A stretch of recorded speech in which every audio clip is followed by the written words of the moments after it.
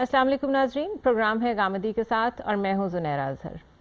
हमारा आज का प्रोग्राम है दहशतगर्दी के इल्मी पहलू, और ये प्रोग्राम जो हमने तश्कील दिया है नाजरीन, ये एक इंटरव्यू के तनाजुर में है जो कि अलकायदा के साबिक सीनियर मजहबी रहनुमा अबू हफ्स अल मौरितानी का एक इंटरव्यू है जो कि एयर हुआ था दिसंबर 15, 2013 को अल जज़ीरा पे।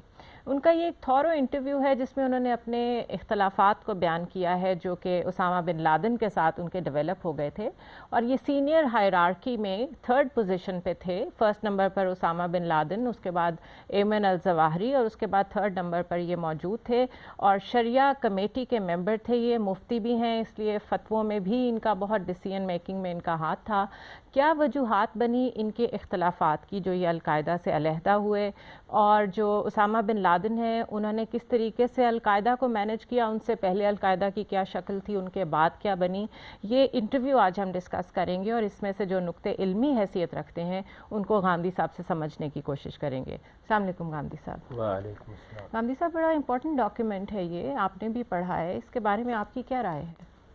मैं ये समझता हूँ कि हर हसास इंसान चीज़ों पर गौर करता है। वो बाज़ औक़ात किसी तहरीक से उसके फ़लसफ़े या उसके फ़िक्र को देख के मुतासर हो जाता है, उसका हिस्सा बन जाता है। वो महसूस करता है कि ये नस्ब-ए-ऐन, ये मकसद बहुत गैर मामूली है, इसमें मैं ख़िदमत अंजाम दूँगा। फिर उसको मालूम होता है कि उस मकसद को हासिल करने के जो तरीक़े इख्तियार किए जा रहे हैं वो तरीक़े अपने अंदर कुछ अखलाकी कबाहत रखते हैं या दीनी कबाहत रखते हैं, उनके बारे में सोचता है। उसमें फिर 2 तरह के रद्द-ए-अमल होते हैं। एक तो वो लोग होते हैं कि जो कबाहत महसूस करने के बाद अपने आप को अलग कर लेते हैं और फिर बरमला तरीके से ये बताते हैं कि उसमें क्या गलती है, क्या कोताही है, क्या चीज़ है। दूसरे वो लोग होते हैं जो खामोशी इख्तियार कर लेते हैं। तो इनका एक ख़ास पहलू ये है कि ये ईरान में भी रहे, उसके बाद मौरितानिया में चले गए। जब इनको कुछ हिफाजत हासिल हुई तो अपना इख्तलाफ उन्होंने शाइस्तगी के साथ बयान कर दिया है। और अगर आप गौर करें तो वो इख्तलाफ असल मकसद से नहीं है, तंजीम से नहीं है, उसने क्या नस्ब-ए-ऐन इख्तियार किया उससे नहीं है, बल्कि वो उस तरीक़ेकार से है जो उस मकसद को हासिल करने के लिए इख्तियार किया गया। ठीक, यानी जो मकसद और नस्ब-ए-ऐन है वो तो सही अगर है। आप अलकायदा का देखें तो वो ये था कि हमारे यहाँ अमेरिका का बड़ा गैर मामूली असर रसूख है। सऊदी अरब तक में उसने अपने पाँव फैला लिए हैं, वहाँ अफवाज उतार लिए हैं। इसी तरह हमारी दौलत और हमारे ज़राए ये सब उनके एक तरह से कब्ज़े में है। तो इनके ऊपर कब्ज़ा मज़ीद करना चाहते हैं। उनके पेश नज़र आलम इस्लाम को अपनी गिरफ्त में रखना है, वो अपनी हुकूमत और अपना निहाब कायम रखना चाहते हैं, और ये चीज़ ऐसी है जिसको हमें बर्दाश्त नहीं करना चाहिए। ठीक, चुनांचे इसराइल में जो अमेरिका ने सरपरस्ती का रवैया इख्तियार किया है वो इसका बायस बना। सऊदी अरब में जिस तरीके से अफवाज उतारी गई उसकी बुनियाद पर एक रद्द-ए-अमल हुआ। तो ये सब चीज़ें थी जिनको सामने रख के उन्होंने कहा कि हमें इस्लाम को और आलम इस्लाम को ज़िंदा करना है और अमेरिका से निजात दिलानी है। ठीक, ये दोनों चीज़ें सामने रख कर इसकी बुनियाद रखी गई अलकायदा की। जी, अब ये मकसद तो हो सकता है कि ऐसा हो कि जिससे शायद मुझे और आपको भी इख्तलाफ ना हो, यानी आलम इस्लाम को ज़िंदा होना चाहिए, मुसलमानों को मुत्तहिद होना चाहिए, मुसलमानों की ताकत बहाल होनी चाहिए, बिल्कुल फॉरेन ऑक्यूपेशन नहीं होनी चाहिए, ऑक्यूपेशन नहीं होनी चाहिए, बैनुल अक़वामी ताकतों को अदल और इंसाफ के साथ मामला करना चाहिए। ये अपनी जगह अच्छे मकासद हैं। जी, इन मकासद को कैसे हासिल किया जाए?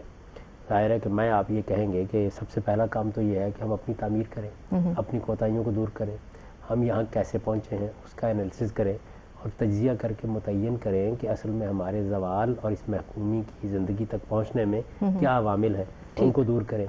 और उसके साथ बड़े सलीके के साथ इस वक्त दुनिया ने जो वसाइल हमको मैसर किए हैं उनसे काम लेकर राय आमा को अपने हक़ में हमवार करें। देखिए, दुनिया में जब भी कोई सुपर पावर अपनी ताकत के साथ नमूदार हो जाती है तो फिर ये कोई आसान काम नहीं होता कि आप उसको एक तरफ उलट के रख दें, ऐसा नहीं होता। कोई वजह होती है जिसकी बुनियाद पर वो इस जगह तक पहुंचती है, कुछ असबाब होते हैं, कुछ ज़राए होते हैं। इसी तरीके से अगर कोई दूसरी कौम उसके मुकाबले में जैसे कि हम हैं महकूम हो जाती है तो उसके भी कुछ असबाब होते हैं। तो आप उन असबाब को सिर्फ लड़कर दूर नहीं कर सकते, उनका बड़ा गहरा तज्ज़िया करने की ज़रूरत होती है और बड़ी हिकमत के साथ मामला करने की भी। लेकिन ये हजरात कुछ जज्बाती हो गए, उन्होंने ख्याल किया कि अगर हम जिहाद करके ये मकसद हासिल कर सकते हैं तो हमें ज़रूर करना चाहिए। ठीक, इसके पस मंज़र में अफ़गानिस्तान का जिहाद, उसने एक हौसला दिया, एक हिम्मत दी, एक क़ुव्वत दी और उसके नतीजे में अगला हदफ मुकर्रर कर लिया गया। वो जिहाद क्या था, उसकी बुनियाद क्या थी, किस गलतफहमी में ये लोग शिकार हुए, اب تک کس غلط فہمی میں ہے، یہ ساری چیزیں وہ ہیں کہ جو تجزیے کا تقاضا کرتی ہیں. لیکن بہرحال ہوا یہ ٹھیک. تو اس میں اگر ان کو اللہ تعالیٰ نے یہ توفیق دی کہ وہ کم سے کم طریقہ کار کی غلطی کو محسوس کر کے الگ ہو گئے تو یہ بڑی خوشائند بات. یہ بھی بڑی بات ہے. لیکن گاندھی صاحب یہ بتائیے کہ جس طرح جہاں سے اس چیز کا آغاز ہوتا ہے کہ وہ کہہ رہے ہیں کہ جو کمیونسٹ رجیم تھی، جو کمیونسٹ پارٹی افغانستان میں حکومت کر رہی تھی، اس کے خلاف جہاں تک القاعدہ جہاد کر رہی تھی اس جہاد کے میں حق میں ہوں، لیکن بعد میں جس طرح کا جہاد امریکہ کے خلاف 9/11 جیسے واقعات کی شکل میں کیا گیا، میں اس کے حق میں نہیں ہوں کیونکہ اس میں فائدے کم ہیں اور نقصان زیادہ ہے. ایک تو یہ بتائیے کہ کیا الیکٹڈ گورنمنٹ کے خلاف اس طرح کسی گروہ کا کھڑے ہو جانا اور کہنا کہ ہم جہاد کر رہے ہیں، اس کی کیا حیثیت ہے؟ یہ ایک علمی معاملہ ہے. دوسرا یہ بتائیے کہ یہ جہاد کا کیا کانسیپٹ ہے کہ فائدے کم ہیں اور نقصان زیادہ ہے، تو کیا اگر فائدہ زیادہ ہوتا اور چھوٹا موٹا نقصان ہو رہا ہوتا کہ کچھ افراد مر رہے ہوتے تو وہ جہاد جائز تھا؟ اس میں بہت سی چیزوں کی تنقید کی ضرورت ہے. پہلی چیز تو یہ ہے کہ جہاں تک جہاد بطور ایک مذہبی حکم کے تعلق رکھتا ہے اس کو قرآن نے بالکل متعین کر دیا ہے. ٹھیک. وہ پرسیکیوشن کے ساتھ ہوتا ہے، ظلم اور عدوان کے خلاف ہوتا ہے. ٹھیک. یعنی اگر کسی جگہ لوگوں کی رائے کو بالجبر تبدیل کرنے کی کوشش کی جا رہی ہے، ان کے لیے مذہبی آزادی برقرار نہیں رہی، تو قرآن ہم کو حکم دیتا ہے کہ اگر ہمارے پاس طاقت ہے تو ہم وہ طاقت استعمال کر کے اس جبر کا خاتمہ کر دیں. قرآن مجید جبر کو فتنے سے تعبیر کرتا ہے. ٹھیک. یعنی یہ وہ چیز ہے جس کے بارے میں قرآن مجید کا موقف یہ ہے کہ الفتنہ تو اشد من القتل، فتنہ قتل سے بھی زیادہ بڑا جرم ہے. ٹھیک. کیوں؟ اس لیے کہ اللہ تعالیٰ نے یہ دنیا آزادی کے اصول پر بنائی ہے. یہ اس طریقے سے بنائی گئی ہے کہ انسان کو ارادے اور اختیار کی آزادی دی گئی اور اس کے استعمال کا حق دیا گیا. تو جس وقت کسی گروہ یا کسی فرد کو آپ بالجبر مذہب اختیار کرنے یا چھوڑنے سے روکتے یا اس پر پابند کرتے ہیں تو آپ حقیقت میں اللہ تعالیٰ کی اس اسکیم کے خلاف اعلان جنگ کر دیتے ہیں. ٹھیک. اسی وجہ سے اللہ تعالیٰ نے اپنے پیغمبروں کو بھی بہت سختی کے ساتھ کہا ہے، قرآن مجید میں بھی اور دوسرے الہامی صاحب میں بھی، کہ آپ کا یہ کام نہیں ہے کہ آپ ساری دنیا کو ایک دین پر لانے کی کوشش کریں. اس کے لیے آپ کو دعوت دینی ہے، تبلیغ کرنی ہے. اس سے زائد آپ کی جورسڈکشن نہیں ہے. یہ اللہ کا کام ہے کہ وہ کس کو ہدایت دیتا ہے اور کس کو اسی راستے پر چھوڑ دیتا ہے. ٹھیک. اس کے لیے اس کا ایک قانون ہے، اس کے مطابق معاملہ کرے گا. چونکہ یہ آزادی اس نے دی ہے اور امتحان کے لیے دی ہے، تو اس آزادی میں مداخلت کرنے کا آپ کو حق نہیں ہے. صحیح. تو یہ چیز ہے کہ جس چیز کو سامنے رکھ کر اللہ تعالیٰ نے جہاد کا ایک قانون یا قتال کا، جنگ کا ایک قانون بیان کیا ہے. پہلی بات یہ سمجھ لیں. ٹھیک. یہ جنگ کون کرے گا؟ یہ ظاہر ہے کہ ایک منظم ریاست کو کرنی ہے. یہ حکم مسلمانوں کے پورے معاشرے کو دیا گیا ہے. یہ نہیں ہے کہ میں یا آپ اٹھ کے اس کی ابتدا کر دیں. ہمارے ہاں یہ چیز کیسے پیدا ہوئی؟ اس سے پہلے بھی مذہبی مدرسے موجود تھے، ان میں مذہبی فکر وہی پڑھایا جاتا تھا. جہاد کیا ہوتا ہے، کفر کو ہم نے مٹانا ہے، مسلمانوں کی حکومت قائم کرنی ہے، یہ ساری باتیں مدرسوں میں پڑھائی جاتی تھیں. ٹھیک. لیکن ہوا یہ کہ خود ریاست نے جہاد کی ابتدا کر دی. یعنی افغانستان پر جب ایک طرح سے روسی غلبہ قائم ہو گیا، وہاں ایک کمیونسٹ پارٹی کی حکومت قائم ہوئی، اور اس کے بعد انہوں نے مدد کے لیے روسی افواج کو بلا لیا. جس طریقے سے مختلف ملکوں میں بڑی طاقتوں کو بلایا جاتا ہے، اس کے خلاف خود وہاں کے لوگوں کے اندر ایک رد عمل پیدا ہوا، اور یہ رد عمل بڑی فطری بات ہے. اس کو آپ نے مذہبی رنگ دے دیا. اصل میں غلطی یہاں سے شروع یہیں سے ہوتی ہے. یعنی قومی حیثیت سے آپ کے وطن پر اگر فرض کر لیجئے کہ کسی دوسری طاقت نے غلبہ حاصل کر لیا ہے، تو آپ اپنے قومی جذبے کے ساتھ اس کے خلاف جدوجہد کر سکتے ہیں. وہ جدوجہد سیاسی طریقوں سے بھی ہو سکتی ہے، اور ممکن ہے کہ کسی موقع پر وہ جدوجہد ایک ایسی منظم تحریک کی شکل اختیار کر لے جس میں کچھ تشدد بھی در آئے. وہ صحیح ہے یا غلط ہے میں اس کو چھوڑ دیتا ہوں. لیکن بڑا حادثہ اس وقت ہوتا ہے جب آپ اس کو مذہبی صورت دے دیں، کور دے دیتے ہیں اس کو. مذہبی صورت دینے کے معنی کیا ہے؟ اس کا مطلب یہ ہے کہ آپ نے در حقیقت اس کے ساتھ ایک ایسی چیز کو وابستہ کر دیا ہے جو اپنی موٹیویشن اور تحریک بڑی غیر معمولی رکھتی ہے. صحیح. وہ نفس انسانی کو اپنی گرفت میں لے لے گی اور پھر اپنے مقاصد میں بھی اس کو کنٹرول کرے گی. جی. چنانچہ بالکل یہی افغانستان میں ہوا. یعنی جب ہماری اسٹیبلشمنٹ نے اس کا رخ موڑنے کی کوشش کی، اور اسی طرح بین الاقوامی طاقتیں بھی ان کی پشت پر آ گئیں.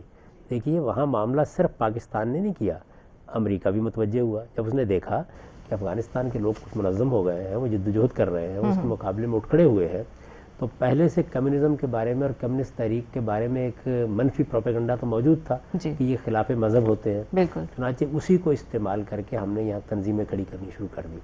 یہ ایک غلط اقدام تھا. ٹھیک. اور اس غلط اقدام نے لازمی طور پر ان نتائج تک پہنچنا تھا. میں تو اس زمانے میں بھی لوگوں کو بہت دردمندی کے ساتھ یہ بتا رہا تھا کہ آپ غلطی کر رہے ہیں، اگر آپ کو یہ کام کرنا ہے تو اس طرح کیجئے جس طرح کی جدید ریاستیں کیا کرتی ہیں، اس سے ہٹ کر آپ یہ کام کریں گے اور مذہبی بنیاد پر ان تنظیموں سے کہیں گے تو کل یہ آپ کے ہاتھ سے نکل جائیں گے، اپنے جگہ سے دیں، تو پھر اس کے بعد ان کا رخ ایک جانب اپنی طرف ہوگا. اور ایک دوسرا حادثہ یہ ہوگا کہ کیونکہ یہ مختلف تنظیمیں ہیں تو اب ان مختلف تنظیموں کے مابین اختلافات ہوں گے، اور جب اقتدار کا مرحلہ آئے گا تو یہ ایک دوسرے کے گلے کاٹیں گے. بالکل ٹھیک. یہ بالکل دیوار پر لکھی ہوئی باتیں تھیں.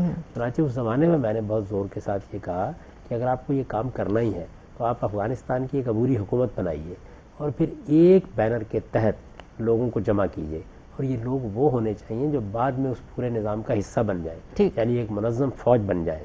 یہ جب تک آپ نہیں کریں گے اس کے نتائج بڑے خطرناک نکلیں گے. چنانچہ وہ نتائج خطرناک نکلے تو اس وجہ سے میں تو ابو حفص صاحب سے اس معاملے میں اتفاق نہیں کرتا. میرے نزدیک غلطی کی بنا اس وقت رکھی گئی جب مذہب کو استعمال کر کے ایک قومی جدوجہد کو یہ صورت دی گئی، مذہبی تنظیموں کو اس کے لیے استعمال کیا گیا. دنیا بھر سے لوگ مذہبی جذبے کے تحت آئے اور ان کو آپ نے لڑنے کے لیے آمادہ کیا. امریکہ ایک سپر پاور کا خاتمہ کرنا چاہ رہا تھا، اس نے ان لوگوں سے کام لیا، استعمال کیا، اور اس موقع کے اوپر جیسا استحصال ہوتا ہے وہ کر لیا گیا. یہ ایک بڑی غلطی تھی. اس وجہ سے غلطی کو اس کی اصل سے دیکھنا چاہیے. ٹھیک. ایسے ہی بہت سے لوگ ہیں نا وہ کہتے ہیں کہ دیکھیے طالبان اس وقت اپنی حکومت کو بحال کرنے کی جدوجہد کر رہے ہیں، ان کی حکومت تو موجود تھی پہلے افغانستان میں. تو میں ہمیشہ سے کہتا ہوں کہ کیا وہ ایک جائز حکومت تھی؟ جائز حکومت اصل سوال یہ ہے، جائز حکومت تو وہ ہوتی ہے جس کو وہاں کے لوگوں نے منتخب کیا ہو. بالکل. اسلام کے نقطہ نظر سے بھی، بین الاقوامی قانون کے نقطہ نظر سے، وہ تو کمیونسٹ پارٹی تھی. اس میں بہت سے سوالات کیے جا سکتے ہیں. یہ حکومت کیسے قائم ہوئی، اس میں بیرونی ہاتھ کتنا تھا، روس کیا چاہتا تھا، پارٹی کے کن سے تعلقات روابط تھے، کیسے وہ لوگ اقتدار میں آئے. میں کہتا ہوں آپ تھوڑی دیر کے لیے اس کو تسلیم کر لیجئے کہ یہ غلط اقدام کیا گیا، اور اس میں کوئی شک نہیں کہ وہ غلط اقدام تھا. روس کو اس طرح مداخلت نہیں کرنی چاہیے تھی. لیکن اس کے بعد آپ نے کیا کیا اس کے جواب میں؟ یعنی اگر افغان قوم ریزسٹنس کرنا چاہتی تھی تو وہ اپنے طریقے پر منظم ہو سکتی تھی، کر سکتی تھی، قومی بنیاد پر بھی منظم ہو سکتی تھی. جب اس میں آپ مذہب داخل کرتے ہیں، مذہبی تنظیموں کو اس کا حق دیتے ہیں، مجاہدین بھرتی کریں، ان کی سرپرستی کرتے ہیں اور اس کو جہاد قرار دیتے ہیں، تو پھر اس کے بعد اس سے ایک منطق وجود میں آئے گی. وہ منطق کل آپ کے خلاف بھی استعمال ہو جائے گی، اور یہی ہو رہا ہے. ٹھیک. مختصر سا غلطی وہاں ہوئی تھی. ٹھیک. مختصر سا وقفہ لیں گے گامدی صاحب. ناظرین اس انٹرویو پہ ڈسکشن ابھی جاری ہے، ہم مختصر سا وقفہ لیں گے اور آپ کی خدمت میں دوبارہ پیش ہوں گے. اسٹے ود اس.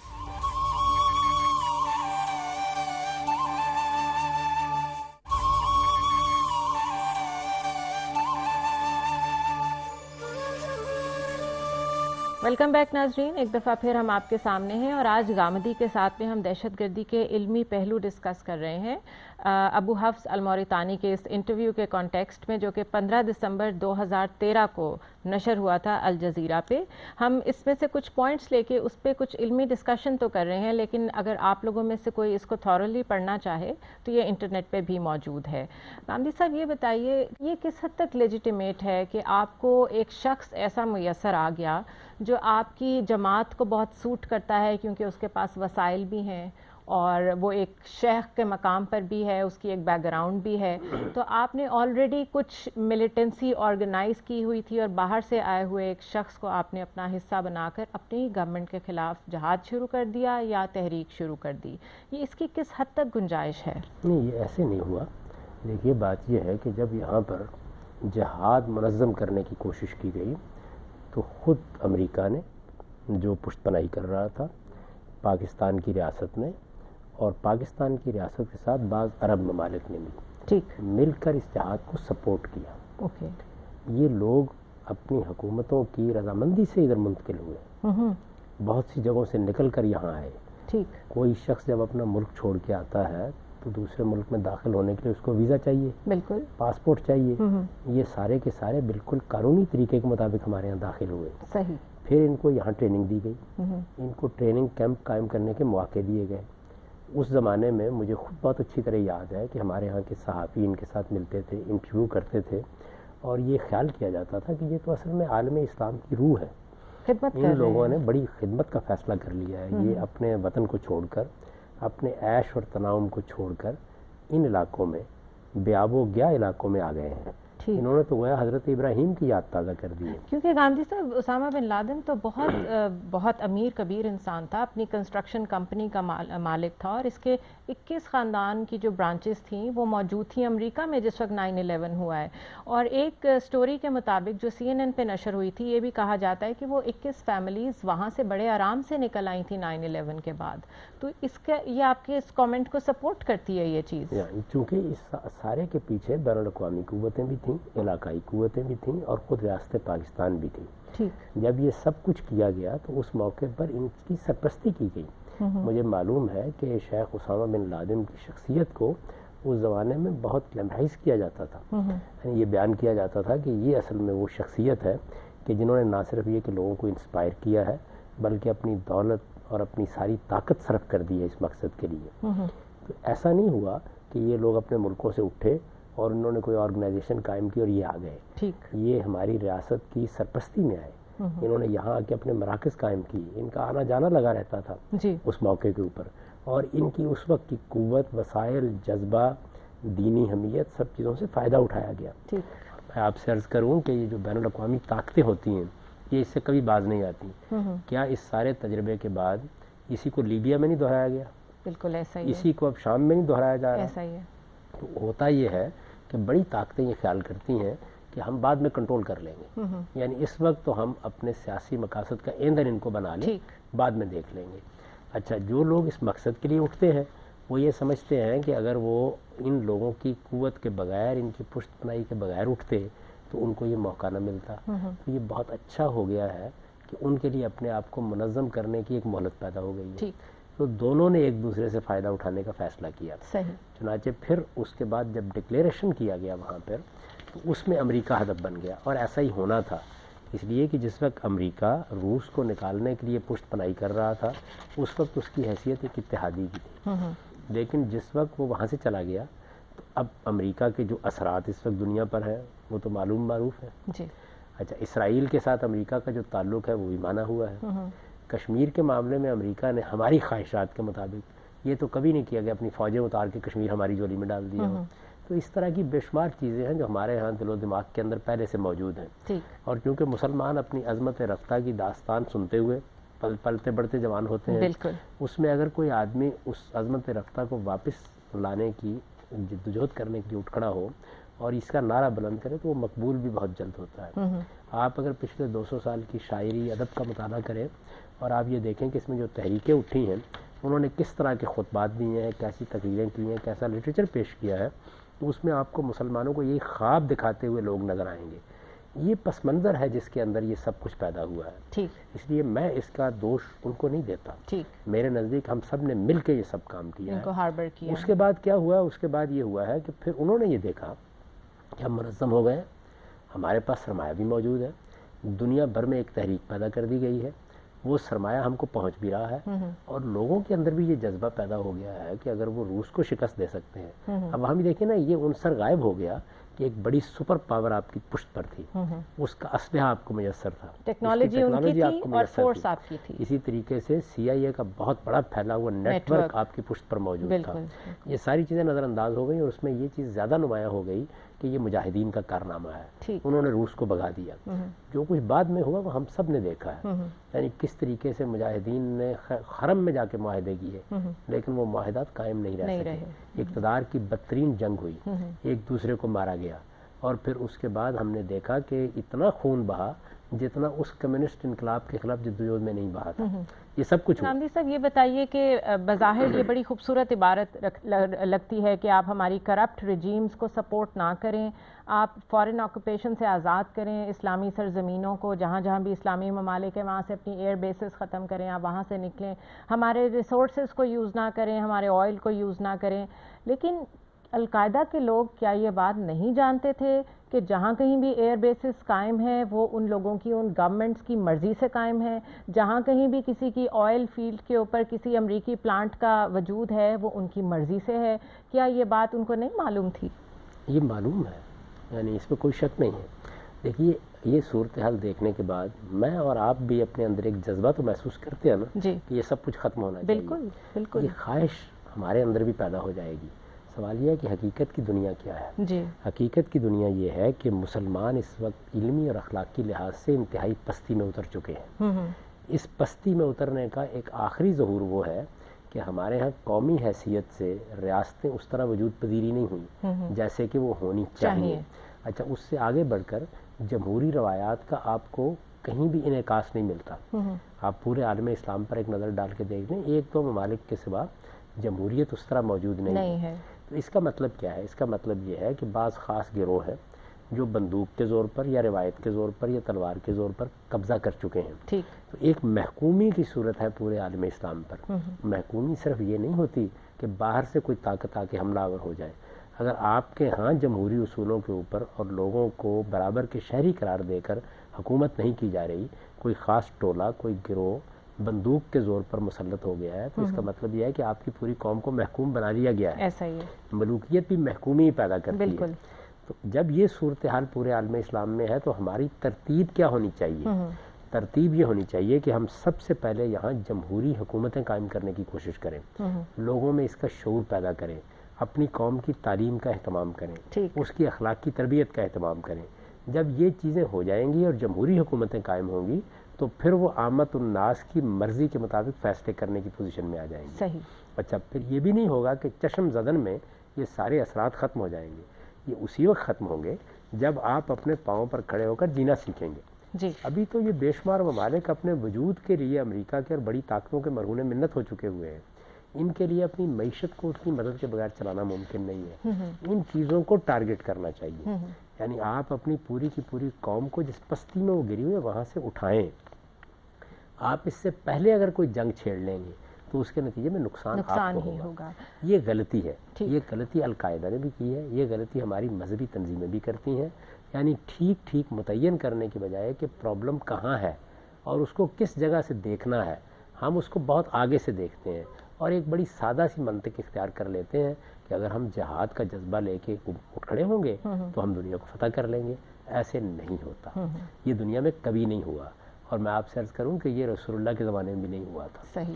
یعنی اس وقت بھی وہ اسباب فراہم کرنے پڑے تھے جو فراہم کیے جاتے ہیں. اس وقت اللہ تعالیٰ اپنے مشن کو مکمل کر رہا تھا، اس کی غیر معمولی مدد شامل حال تھی، لیکن اس میں بھی مسلمانوں سے تقاضا کیا گیا کہ تم پر یہ ذمہ داری اس وقت ڈالی جائے گی جہاد کی جبکہ تمہاری طاقت کم سے کم دشمن کے مقابلے میں 1:2 ہوگی.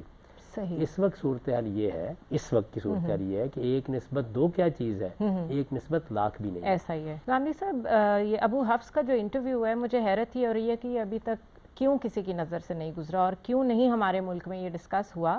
اور یہ اس لیے پڑھنا بہت ضروری ہے، ڈسکس کرنا بہت ضروری ہے کہ اس میں وہ کچھ ایسی باتیں کر رہے ہیں جو ساری کانسپریسی تھیریز کو سائیڈ میں کر دیتے ہیں، جس میں سے ایک تھیری یہ بھی تھی کہ جی امریکہ نے یہ سب خود کرایا، 9/11 کے واقعات خود امریکہ نے کرائے. کیونکہ یہاں پہ جب رپورٹر ان سے پوچھتا ہے کہ would you like to talk about how you got the news about the bombings of September 11، تو وہ کہہ رہے ہیں کہ ہمارے لیے تو یہ کوئی سرپرائز ہی نہیں تھا. ہمیں تو پتہ تھا کہ یہ واقعات ہونے جا رہے ہیں، صرف ہمیں ٹارگٹ نہیں پتہ تھا کہ کون سی بلڈنگز پہ اٹیک ہوگا اور کس وقت میں اٹیک ہوگا. تو وہ تو مان رہے ہیں، وہ کہہ رہے ہیں کہ ہمیں معلوم تھا یہ سب ہونے والا ہے. ہم آج تک یہ سٹوریز خود بھی سن رہے ہیں اور خوش ہو رہے ہیں کہ یہ تو ہم نے کیا ہی نہیں ہے. یہ ہماری بدقسمتی ہے. ہمارے یہاں کے جو دانشور ہیں وہ بعض اوقات وہاں جو فلم بنائی جاتی ہیں جس طرح کا پروپیگنڈا وہاں پر کرتے ہیں، وہاں کے اپنے لوگ بھی کرتے ہیں. جی بالکل کرتے ہیں. یعنی ان کی اپنی حکومتوں کے خلاف، نظام کے خلاف، اسٹیٹ کے خلاف ایک خاص تھرل ہوتی ہے. یعنی آپ جب اس طرح سے بات کرتے ہیں تو آپ کی ایک حیثیت بنتی ہے اور آپ نئی آڈینس اپنے لیے تلاش کرتے ہیں. اس کو بنیاد بنا کر ہمارے یہاں اس طرح کی بہت سے نظریات قائم کر لیے جاتے ہیں. پہلے دن سے یہ بات بالکل واضح تھی. خود ہمارے ہاں کے جو بڑے صحافی ہیں انہوں نے اس زمانے میں اسامہ بن لادن سے جو انٹرویو کیے ہیں وہ بھی اس معاملے میں واضح تھے. اسامہ بن لادن نے جب اس موضوع پر گفتگو کی ہے وہ بھی واضح تھا. کرائم بھی سارے کے سارے اسی کے حق میں تھے کہ یہ معاملہ القاعدہ کے لوگوں ہی نے کیا ہے. اس میں طرح طرح کی باتیں کہی گئی. دیکھیے انہوں نے بڑی وضاحت سے اس میں اعتراف کیا ہے کہ ایسا ہی ہوا اور یہی بات اسامہ بن لادن نے خود بھی کہی تھی.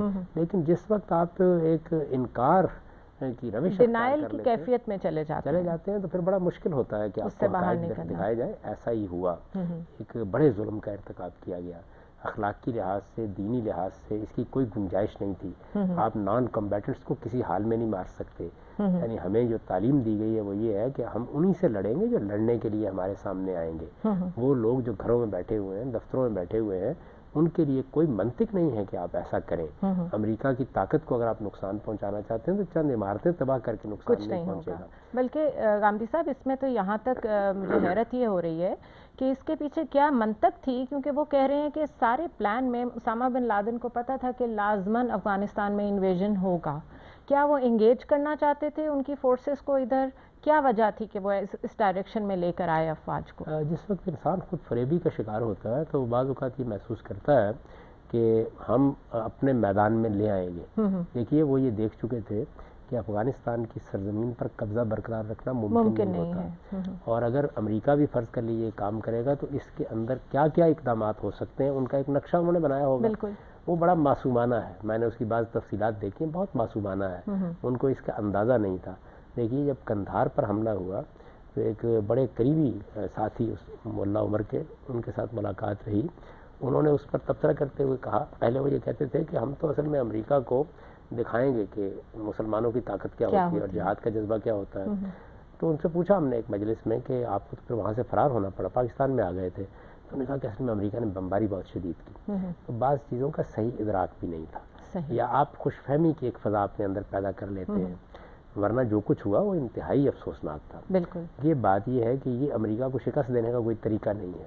یہ ساری اسٹریٹجی ہی احمقانہ ہے. اگر آپ غور کریں، میں بہت ادب کے ساتھ یہ لفظ استعمال کر رہا ہوں. میں ان لوگوں کے ساتھ بہت محبت رکھتا ہوں، اس لیے کہ بہرحال یہ اچھے جذبہ رکھنے والے لوگ تھے، لیکن نقطہ نظر بہت غلط ہو گیا اور اس نقطہ نظر نے اسلام کو انتہائی بہت بدنام کیا. غامدی صاحب یہ بھی تو دیکھیے کہ افغانستان میں کتنے معصوم لوگ مارے گئے، افواج کے وہاں جانے سے بے جا کتنے انسانیت کا کتنا قتل ہوا ہے. تو کیا یہ کسی بھی شکل میں یہ جائز ہے؟ کسی صورت میں بھی جائز نہیں تھا. میں تو ہمیشہ یہ کہتا رہا کہ کاش القاعدہ اس مقصد کے لیے بنائی گئی ہوتی کہ یہ افغانستان کی سرزمین جس میں رہنے والے پختون اور دوسری قوموں کے لوگ کتنے بہادر ہیں، کتنے غیرت مند ہیں، ان کے اندر کتنی غیر معمولی صفات ہیں. تو ہم اس قوم کو جدید تمدن سے ہم آنگ کریں، ہم یہاں ڈیولپمنٹ کریں، ہم یونیورسٹیاں بنائیں، ہم یہاں پر تعلیمی ادارے بنائیں، ہم یہاں پر اعلیٰ درجے کے سائنسی ادارے قائم کریں. دیکھنا تو یہ چاہیے کہ امریکہ یا دوسری جو قوتیں ہیں وہ اس وقت دنیا پر کس بنیاد پہ حکومت کر رہی ہیں. وہ علم اور اخلاق کی بنیاد پر حکومت کر رہی ہیں. آپ کو اخلاق کا لفظ شاید اجنبی لگے، یہ حقیقت ہے کہ اخلاق کے وہ پہلو جن کا تعلق اجتماعی زندگی سے ہے ان میں وہ ہم سے بہت آگے ہیں. تو ان اصولوں کو سامنے رکھ کر اگر افغانستان کی تعمیر کی جاتی تو افغانستان کی قوم، ہمارے قبائلی علاقے، یہ اپنے اندر بڑی طاقت رکھتے ہیں. اور طالبان کی حکومت خود ہی آ جاتی پھر، اگر ان لوگوں نے یہ سب پرووائڈ کیا ہوتا تو خود ہی یہ لوگ الیکٹ ہو کر گورنمنٹ تک پہنچ جاتے، پاور گیم کے لیے اتنی قتل و غارت نہ ہوتی. یعنی قوم کی تعمیر کا کام کیا جاتا اور قوم کی تربیت کا کام کیا جاتا تو اس کے نتائج بڑے غیر معمولی نکلتے. میں اب بھی آپ سے یہ کہتا ہوں کہ افغانستان کی قوم اور یہ ہماری جتنی پختون بیلٹ ہے اور جس کے اندر ہمارے قبائلی علاقے میں ہیں، یہ انسانیت کا بہترین اثاثہ ہے. یہ گل ہے سرسبد ہے انسانیت کے. یعنی یہ وہ لوگ ہیں جن کے بارے میں اقبال نے بڑی صحیح بات کہی ہے کہ فطرت کے مقاصد کی کرتا ہے نگہبانی، یا بندہ صحرائی یا مرد کہستانی. تو فطرت کی نگہبانی تو یہ کرتے ہیں، لیکن ظاہر ہے کہ دنیا تبدیل ہو چکی ہے اور اس جدید دنیا میں ہمیں ان کے اس کے قریب لانا ہے. یعنی وہ صفات و اوصاف ان کو کسی حد تک برقرار رکھتے ہوئے جدید دنیا سے اس نظام کو ہم آہنگ کرنا ہے. تو ہو سکتا ہے کہ یہی خطہ افغانستان کا اگر ہم نے اس کی تعمیر کو ہدف بنایا ہوتا تو یہ دنیا کی رہنمائی کے مقام پر آ جاتا. لیکن اس کے بالکل برعکس ہم نے تخریب کو ہدف بنا لیا، چنانچہ وہ سارا کا سارا ملک بالکل کھنڈر بن کے رہ گیا. اس کی بہترین ذہانتیں باہر چلی گئی، لوگوں کے لیے وہاں زندگی بسر کرنا ناممکن ہو گیا. ایسی حکومت قائم کر دی جس نے اسلام کا ایسا نقشہ پیش کیا کہ جس کے قریب بھی لوگ پھٹکنے کے لیے تیار نہیں ہیں. یہ جو صورتحال پیدا ہوئی ہے یہ بڑی افسوسناک صورتحال ہے. اور میں آپ سے پھر عرض کروں گا کہ اس میں القاعدہ اور طالبان کو آج ہم ہدف تنقید بناتے ہیں، لیکن ان لوگوں کو بھی نمایاں طور پر ہدف تنقید بننا چاہیے جنہوں نے یہ سب پیدا کیا. میں تو بلکہ ان کو اس لحاظ سے مظلوم سمجھتا ہوں کیونکہ یہ استعمال کام لیا گیا، بالکل ان کا استحصال کیا گیا، ان کو اپنے مقاصد کے لیے استعمال کیا گیا اور ایک ایسی منطق ان کو بتائی گئی کہ جس منطق کو اب وہ ان کے خلاف استعمال کر رہے ہیں، انہیں طاقتوں کے خلاف استعمال کر رہے ہیں.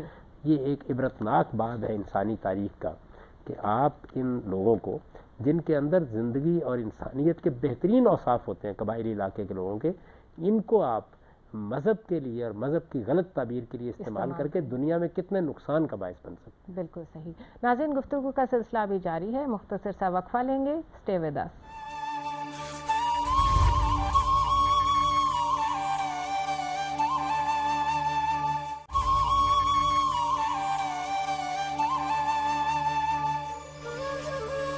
वेलकम बैक नाजरीन, एक दफ़ा फिर हम आपके सामने हैं गामदी के साथ में और हम डिस्कस कर रहे हैं दहशत गर्दी के इल्मी पहलू। गामदी साहब, ये बताइए कि केमिकल वेपन्स के बड़े इल्ज़ामात लगे हैं काफ़ी मुसलमान मुल्कों पे, इराक़ पे भी लगे और अभी सीरिया के मामले में भी हमने देखा कि ये मसला सामने आया। तो क्या किसी भी शक्ल में इस तरह के वेपन्स अपने ही लोगों पे इस्तेमाल करना या दूसरी अफवाज पे इस्तेमाल करना, ये मुसलमान कौम होने की हैसियत से इसकी क्या हकीकत है? ये मुसलमान कौम होने की हैसियत से तो हम उन अखलाकी उसूलों के दुनिया से बढ़कर पाबंद हैं और होना चाहिए हमें, जो आफाकी अखलाकी उसूल है। चुनांचे दुनिया भर का ज़मीर इससे इबा करता है कि आप इस तरह के हथियार इस्तेमाल करें। मैस डिस्ट्रक्शन के जितने हथियार हैं, जैसे कि एटम बम है, हमें तो इसके भी खिलाफ खड़ा होना चाहिए था। यानी दुनिया भर में मुसलमान कौम को ये दावत देनी चाहिए थी कि ये हथियार दर हकीकत इंसानियत के खिलाफ एक जुर्म का इर्तिकाब है। हिरोशिमा और नागासाकी लोगों ने देखा है। ये कोई फ़ख्र की चीज़ नहीं है कि 2 शहर बिल्कुल ख़त्म कर दिए गए। दुनिया इस पर ख़ुद शर्मिंदगी महसूस कर रही है।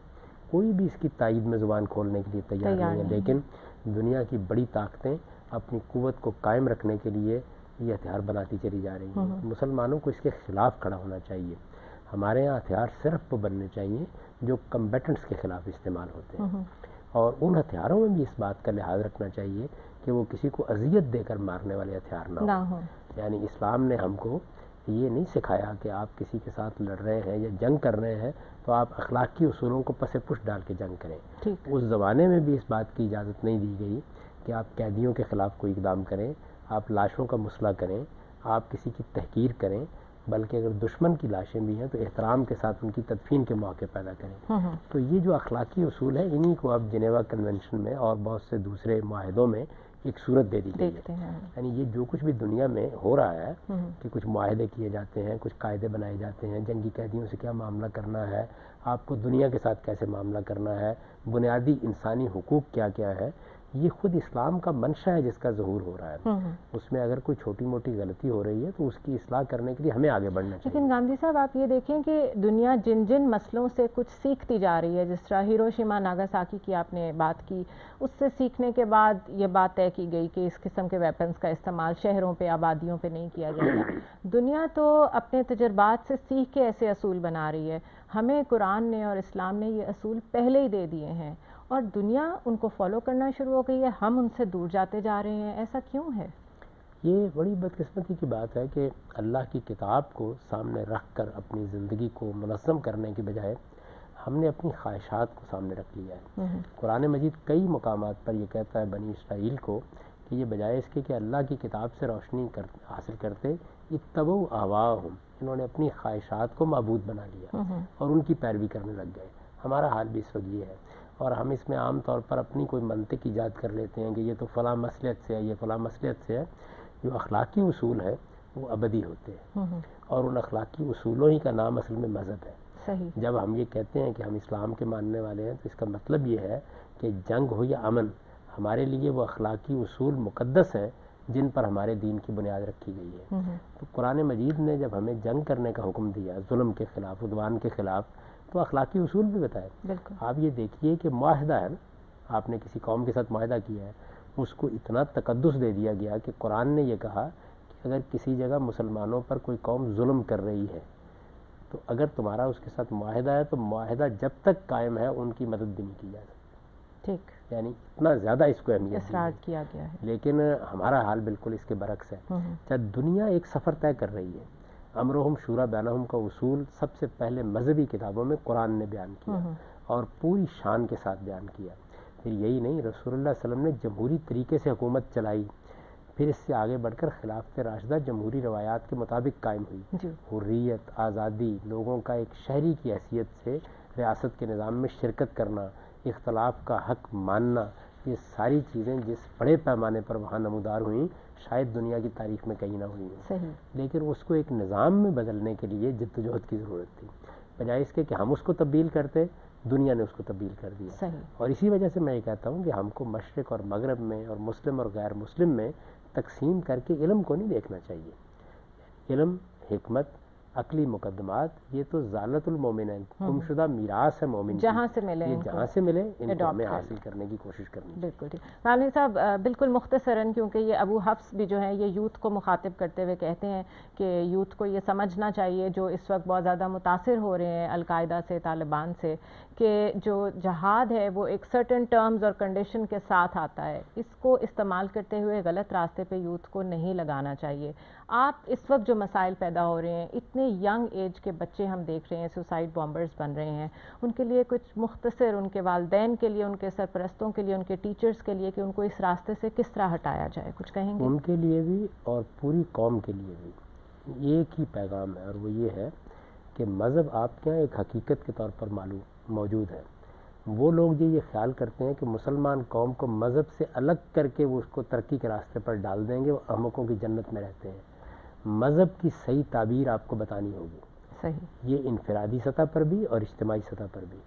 یعنی مذہب موجود ہے، اگر مذہب کی کوئی غلط تعبیر لوگوں کے لیے گمراہی کا باعث بن رہی ہے تو مذہب ہی آ کے ان کو درست کرے گا، صحیح، اور کوئی طاقت ان کو درست نہیں کر سکتی۔ ٹھیک، میں ہمیشہ یہاں کے سیکولر طبقے کو یہ احساس دلاتا ہوں کہ آپ یہ پودا لگانا چاہتے ہیں تو یہ ایک اجنبی سرزمین ہے اس کے لیے۔ جہاں تک مسیحی دنیا کا تعلق ہے وہاں شریعت سینٹ پال ختم کر چکے تھے، اس لیے وہاں یہ ممکن ہو گیا۔ یہاں آپ کو سینٹ پال کی وراثت قائم رکھنے والے پوپ سے واسطہ نہیں ہے، یہاں آپ کو قرآن سے براہ راست واسطہ ہے۔